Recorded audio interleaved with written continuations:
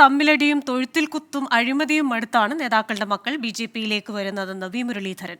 രാഹുൽ ഗാന്ധിയുടെ നേതൃത്വത്തിൽ കോൺഗ്രസിൽ തുടരുന്നത് മണ്ടത്തരമെന്ന് എല്ലാവരും തിരിച്ചറിയുന്നു. ഈ തെരഞ്ഞെടുപ്പിൽ കേരളത്തിൽ ബിജെപി രണ്ടക്കം കടക്കുമെന്ന് പ്രധാനമന്ത്രി പറഞ്ഞത് വെറുതെയല്ലെന്നും വി മുരളീധരൻ പറഞ്ഞു. ഒഴുക്ക് ഉണ്ടാകുമെന്നാണ് ബിജെപിയുടെ സംസ്ഥാന അധ്യക്ഷൻ പറയുന്നത്. അങ്ങ് എങ്ങനെയാണ് വിലയിരുത്തുന്നത്? കോൺഗ്രസ് വിട്ട് ബി ജെ പിയിലേക്ക് വരാൻ ആഗ്രഹിക്കുന്നുണ്ടെങ്കിൽ കോൺഗ്രസ്സിന് വലിയ ഭാവിയില്ല. കോൺഗ്രസിൻ്റെ ആശയങ്ങൾ കാലഹരണപ്പെട്ടിരിക്കുന്നു.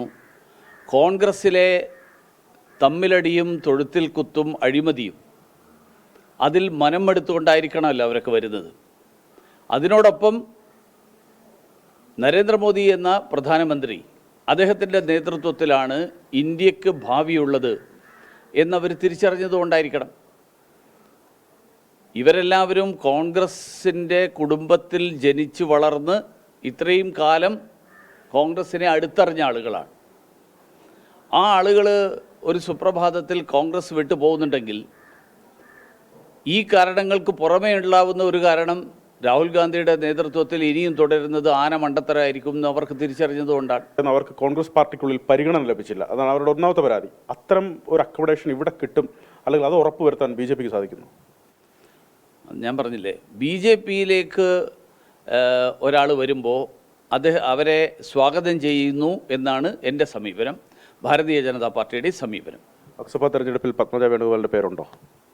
അറിയില്ല. അത്തരം ചർച്ചകളുണ്ടോ? അല്ല, ഞാൻ പറഞ്ഞാൽ അറിയില്ല. ചാലക്കുടിയെ സംബന്ധിച്ചൊരു ആശയക്കുഴപ്പം അങ്ങനെ നിലനിൽക്കുന്നതും ബി ഡി ജെ എസിനോട് ആ സീറ്റ് ഒരുപക്ഷെ ബി ജെ പി മത്സരിച്ചേക്കുമെന്നൊക്കെ ഒരു കാര്യം ഞാൻ പറയുന്നത് പ്രധാനമന്ത്രി നരേന്ദ്രമോദിജി തിരുവനന്തപുരത്ത് വന്നപ്പോൾ അദ്ദേഹം പറഞ്ഞൊരു വാചകമുണ്ട്. അദ്ദേഹം പറഞ്ഞത് കഴിഞ്ഞ തെരഞ്ഞെടുപ്പിൽ ബി ജെ പിയുടെ വോട്ടിംഗ് ശതമാനം 2 അക്കമായിരുന്നെങ്കിൽ ഈ തെരഞ്ഞെടുപ്പിൽ ബി ജെ പിയുടെ സീറ്റ് 2 അക്കമായിരിക്കും. അത് വെറുതെ പറഞ്ഞതല്ല എന്നെങ്കിലും മനസ്സിലാക്കുക. കൂടുതൽ നേതാക്കൾ അടുത്ത ദിവസങ്ങൾ പാർട്ടിയിലേക്ക് എത്തുമോ? വരുമ്പോൾ കാണും. എല്ലാവരും കാണും. സസ്പെൻസ് ഒളിച്ചു വെച്ചിട്ടുണ്ടോ ബി ജെ പി? കാണുമല്ലോ, എല്ലാവരും അറിയാലോ.